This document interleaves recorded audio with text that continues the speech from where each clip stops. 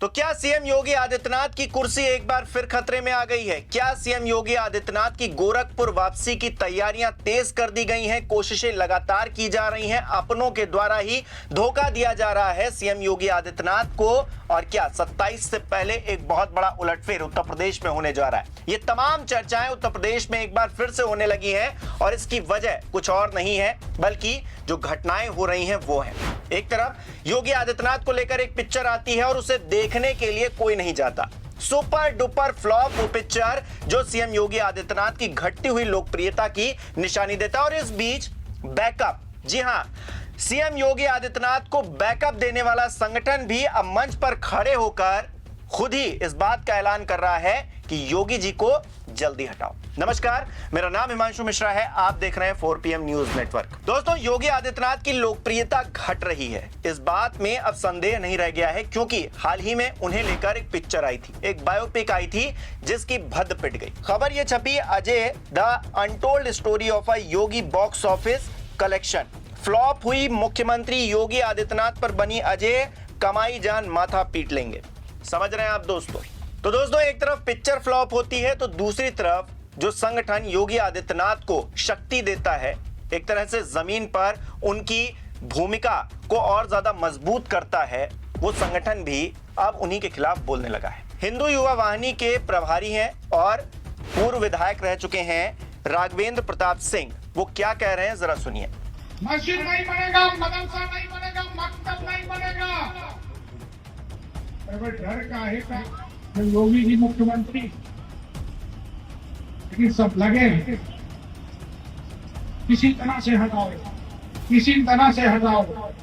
जी हाँ, तो सब लगे हुए हैं योगी आदित्यनाथ जी को जल्दी हटाने के लिए। हर कोई बातें कर रहा है, हर कोई प्रयासरत है। ये बातें कोई और नहीं कह रहा है, हिंदू युवा वाहिनी का प्रदेश प्रभारी कह रहा है, वो संगठन जो योगी आदित्यनाथ से जुड़ा हुआ है, सीधे तौर पर उनके लिए काम करता है। और वो संगठन अब ये कह रहा है, उनके पदाधिकारी इस तरह की बातें कर रहे हैं। तो इससे क्या संदेश जा रहा है? क्या योगी आदित्यनाथ जी की कुर्सी सच में खतरे में है? दोस्तों, हमने पिछले दिनों इस चीज को लेकर काफी बातचीत की, सियासी गलियारों में भी इस बात को लेकर काफी चहलकदमी रही कि केशव प्रसाद मौर्य जो कि डिप्टी सीएम है उत्तर प्रदेश के अंदर, हालांकि वो चुनाव हार गए थे और जिस तरह से दिल्ली का हाथ उनके ऊपर है, डिप्टी सीएम बने हुए हैं इस वक्त भी, लेकिन उनके अंदर एक मलाल है, उनके मन में बहुत बड़ी कुंठा है इस बात को लेकर कि उन्हें मुख्यमंत्री नहीं बनाया गया। क्योंकि 2017 में हम सभी जानते हैं कि उन्होंने ग्राउंड पर काफी काम किया और जिसकी वजह से भारतीय जनता पार्टी को जीत भी मिली। लेकिन योगी आदित्यनाथ पैराशूट लैंडिंग करते हैं, उत्तर प्रदेश में मुख्यमंत्री बन जाते हैं, जबकि तैयारियां केशव प्रसाद मौर्य कर रहे थे। वो रात में बिस्तर पर लेटने के बाद सपने देख रहे थे कि हम अगले दिन शपथ लेंगे, लेकिन योगी आदित्यनाथ मुख्यमंत्री के तौर पर शपथ लेते हैं। न सिर्फ सरकार चलाते हैं एक बार, बल्कि दूसरी बार चुनाव होता है, चुनाव जीतते हैं और फिर से मुख्यमंत्री बन जाते हैं। ऐसे में एक मलाल तो है केशव प्रसाद मौर्य के अंदर कि वो मुख्यमंत्री नहीं बन पाए। इस बात को लेकर काफी चर्चाएं हो चुकी हैं कि वो गाए बगाए मुख्यमंत्री की कुर्सी पर दावेदारी ठोकते रहते हैं। हमने दिखाया आपको कि किस तरह से वो योगी आदित्यनाथ के बराबर का कद खुद का दिखाते रहते हैं, चाहे वो तस्वीरों में हो या फिर मंच पर खड़े होकर। जब 2024 के इलेक्शन के नतीजे सामने आए लोकसभा चुनाव की, और समाजवादी पार्टी ने भारतीय जनता पार्टी को बहुत बड़ा झटका दिया, 37 सीटें उत्तर प्रदेश में जीत ली, 80 में से हाफ हो गई भारतीय जनता पार्टी, उसे सिर्फ 33 सीटें ही प्राप्त हुई। तो ऐसे में केशव प्रसाद मौर्य ही वो नेता थे जो योगी आदित्यनाथ को सीधे तौर पर चैलेंज कर रहे थे। वो कह रहे थे संगठन से बड़ा कुछ नहीं होता, यानी कि वो अपने ही सरकार के मुखिया को लाल आंख दिखा रहे थे। तो ऐसे में योगी आदित्यनाथ क्या करते? पिछले दिनों उनका बयान भी सामने आया, उन्होंने कहा मैं दिल्ली जाना पसंद नहीं करूंगा, गोरखपुर जाना पसंद करूंगा। उधर अमित शाह भी बयान दे देते हैं कि भाई उत्तर प्रदेश में ही रहिए, दिल्ली आने की कोई जरूरत नहीं है, दिल्ली के दरवाजे वो अपने तौर पर बंद कर देते हैं। तो कुल मिलाकर कुर्सी की खींचतान बहुत ज्यादा देखने को मिली। आरएसएस से भी हमने बहुत अच्छे रिश्ते नहीं देखे। आरएसएस प्रमुख मोहन भागवत आते हैं, वाराणसी का दौरा करते हैं, लेकिन वो लखनऊ में योगी आदित्यनाथ से मिले बगैर ही चले जाते हैं। तो ये तमाम तस्वीर जो उत्तर प्रदेश में बनकर उभरी, उसने बताया कि योगी आदित्यनाथ कहीं ना कहीं अकेले पड़ गए। लेकिन पिछले कुछ वक्त से लग रहा था कि हाँ, योगी आदित्यनाथ ने अपने आप को संभाल लिया है, योगी आदित्यनाथ फिर से मजबूत हो गए हैं। अपनी ही पार्टी में जिस तरह की बगावत देखने को मिल रही है, उसमें उन्होंने कहीं ना कहीं अपनी स्थिति मजबूत कर ली है। लेकिन उसके पदाधिकारी मंच पर खड़े होकर ये कह रहे हैं कि योगी आदित्यनाथ जी को हटाओ। तो ये सुनकर योगी आदित्यनाथ जी को कैसा लगेगा और उनकी स्थिति किस तरह से कमजोर हुई है, ये तो हम देख ही रहे हैं। मैंने जो फिल्म आई उनको लेकर उसकी किस तरह से भद्द पिटी, उसकी भी एक तस्वीर आपके सामने दिखाई दोस्तों। लेकिन सवाल यहाँ ये खड़ा होता है कि राघवेंद्र प्रताप सिंह आखिरकार हैं कौन और क्या इनकी इतनी हैसियत है कि वो योगी आदित्यनाथ के बारे में इस तरह की बात कर सके। हालांकि योगी आदित्यनाथ को लेकर या फिर भारतीय जनता पार्टी को लेकर वो कहीं ना कहीं माहौल बनाते हुए पहले भी देखे गए। देखिए खबर दिखाता हूं। लिखा है, हिंदू दूसरी तरफ वोट दिया तो इन जयचंद्रों को समझाए देव, बीजेपी प्रत्याशी के विवादित बोल।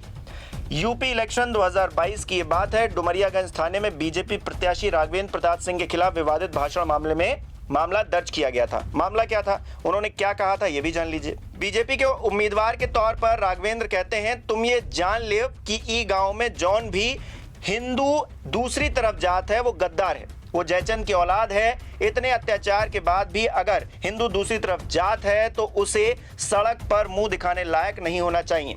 अच्छा ये बताओ कि ई गांव में कितने जयचंद्र हैं, कैटो हैं? तानी वो के नाम नोट करके बताओ तो ओका बोलाई, उसका रंगवा व खून चेक कराई, उसके डीएनए टेस्ट कराई, नंबर नोट करके बताओ देव। मोनू चौधरी इन जयचंद्रों को समझाए देव, अब वहीं ठीक कर दे, नहीं तो पेंडारी में बहुत गुंडई हुई, नहीं तो पकड़ पकड़ के कहे कि यही जयचंद्र हैं। तो इस तरह की भाषा शैली का इस्तेमाल करते हुए नजर आए हैं ये महोदय और इसको लेकर केस भी दर्ज हुआ है। ये सीएम योगी आदित्यनाथ के लिए, भारतीय जनता पार्टी की राजनीति के लिए एक तरह से मुफीद कैंडिडेट के तौर पर, क्योंकि पूर्व विधायक रह चुके हैं, चुनाव भी लड़ चुके हैं, तो ऐसे में ये वो शख्स हैं जो उत्तर प्रदेश में हिंदू मुसलमान करने में बड़े ही माहिर बताए जाते हैं और जमीन पर रहकर, ग्राउंड पर रहकर ये माहौल बनाते भी हैं। ऐसे लोग ही माहौल को खराब भी करते हैं दोस्तों। और अब एक बार फिर से ये कह रहे हैं कि योगी आदित्यनाथ को हटाया जाए। इसके अलावा उत्तर प्रदेश में जिस तरह से क्राइम बढ़ रहा है, एनसीआरबी के आंकड़े निकलकर सामने आए हैं। महिलाओं के लिए असुरक्षित प्रदेश के तौर पर उत्तर प्रदेश अब जाना जा रहा है। एनसीआरबी के आंकड़े बता रहे हैं, ऑफिशियल डेटा ये बता रहा है कि उत्तर प्रदेश के अंदर महिलाएं सुरक्षित नहीं है, जबकि महिलाओं को लेकर सीएम योगी आदित्यनाथ दावे करते हैं। प्रधानमंत्री नरेंद्र मोदी उत्तर प्रदेश आते हैं तो बड़ी तारीफों के पुल बांधते हैं। तो ऐसे में जो स्थिति है वो तो हमको दिख रही है, यानी कि पार्टी के अंदर की बात हो, पार्टी से बाहर की बात हो या फिर सीएम योगी आदित्यनाथ को बैकअप करने वाले संगठनों की बात हो, हर जगह कहीं ना कहीं असंतोष दिखाई दे रहा है। ऐसे सुर सुनाई दे रहे हैं जो योगी आदित्यनाथ की कुर्सी को हिला रहे हैं। योगी आदित्यनाथ को बेचैन कर रही होंगी ये तमाम चीजें जो उत्तर प्रदेश के अंदर घटित हो रही हैं दोस्तों। और ऐसे में 27 का चुनाव और जिस तरह से अखिलेश यादव चुनावी तौर पर, सियासी तौर पर मजबूत होते जा रहे हैं, पीडीए का फॉर्मूला वो लेकर आए हैं और हिंदू मुसलमान करने में सीएम योगी आदित्यनाथ बहुत माहिर हैं, लेकिन उनके दांव भी कहीं ना कहीं पीडीए के फॉर्मूले के आगे फेल होते हुए दिखाई दे रहे हैं। हमने देखा कि बरेली में किस तरह से आग लगाने की कोशिश की गई, आई लव मोहम्मद को लेकर जिस तरह से आग भड़काई जा रही है उत्तर प्रदेश के अंदर। ये कहा जा रहा है कि दंगा कराने की साजिश एक तरह से उत्तर प्रदेश में हो रही है, लेकिन वो कामयाब नहीं हो पा रही है क्योंकि जनता भी अब जान गई है और आजिज आ गई है इन तमाम चीजों से कि हिंदू मुसलमान करिए और आग लगाइए, कुछ लोग इससे बहुत ज्यादा प्रभावित होंगे और आप चुनावी रोटी सेक कर निकल जाइए। लेकिन वो स्थिति भी उत्तर प्रदेश में नहीं बन पा रही है। अखिलेश यादव अपने तौर पर सारे फॉर्मूले फेल किए दे रहे हैं। ऐसे में योगी आदित्यनाथ को लेकर जो रिपोर्ट सामने आ रही है, जो उनके संगठन के लोग कह रहे हैं, जो उनसे जुड़े हुए लोग हैं, वो जिस तरह की बातें मंच पर खड़े होकर कर रहे हैं, कहीं ना कहीं स्थिति डगमगाती हुई दिखाई दे रही है। आप किस तरह से देख रहे हैं इस पूरी परिस्थिति को, इस पूरी तस्वीर को, हमें कमेंट करके जरूर बताइए। इस वीडियो को लाइक कीजिए, शेयर कीजिए और हमारे चैनल को सब्सक्राइब नहीं किया तो वो भी जरूर कीजिए।